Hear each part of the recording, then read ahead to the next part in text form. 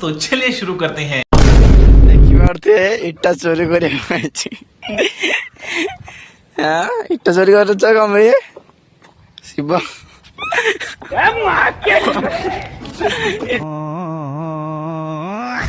ইটটা চুরি করে তো টব্বালে নো ଟବାଲେ ଭରି କରି ଇଟା ଚୋରି କରୁଛି କିନ୍ତୁ ତାଙ୍କ ଘର ବନେଇବା ପାଇଁ ହେଲି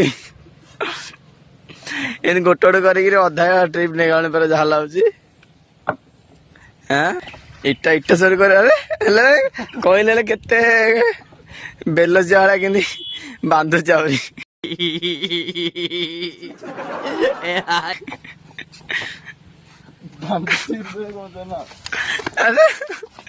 ବେଲ ଜିଆଳା କି ତମେ ଗୋଟେ ଓ अबे साले माफ करना मैं इधर कभी ବେଲ ଜାଳା କି ନେଇ ହେଲେ ଫୋପାଡୁନି କିଛି ନାହିଁ କହିଲେ ଲାଜ ଲାଗିଲା ବୋଧେ ଲୁକିଆ ଯାଉଛି ନା କଣ।